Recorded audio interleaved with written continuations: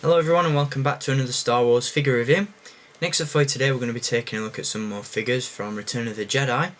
This time around I'm going to give you a look at my favourite figure from Wave 3 of the Vintage Collection, and it's this guy here, the rather ugly looking Gamorrean guard, or for those younger viewers, the pig man. This is a vastly superior figure to the most recent release that we saw of this guy from 1995.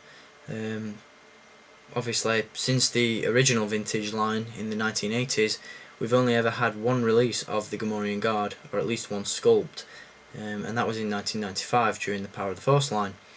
Later on in 2004, that figure was repainted and re-released as part of the original trilogy collection, and since then this character has been absent from store shelves. So it's really nice to see Hasbro go back and resculpt and upgrade a very popular figure. So before I get onto this figure's finer points, I'm going to give you a look at the packaging that he comes in. I can't remember where I've put it, there it is. As you can see, the bubble has been enlarged on this figure just to accommodate this rather bulky character. You've got a cool image on the back there, and on the reverse side you've got the original release of the Gamorrean Guard, as well as the Vintage Collection description and the rest of the wave pictured along the bottom. So very nice packaging for this figure. As I said, we haven't seen a release of this guy, or at least a resculpted release, in a decade and a half, so it's really nice to see this guy back on shelves. Not only has this wave been very hard to find, but this figure is definitely the most highly desired from the set. I was speaking to my trusty online retailer the other day, and he was saying that someone had put in an order on his website for 10 of these guys. So whether or not he just wanted 10 Gamorreans in his collection, or whether or not he was a scalper, I'm really not sure, but this figure is very hard to come by, so consider yourself lucky if you have one. In terms of accessories, which I'll talk to you about first, he comes with quite a few. The first of which being this rather cool looking skiff guard force pike, which I'm trying to show you has some incredible detail on the end there. Very nice. And he also comes with a couple of variations on the vibro axe. Now the first one that he's holding here is very similar to the one included with the original 1980s Gamorrean Guard, and the second one is more reminiscent of the one included with the Power of the Force Gamorrean.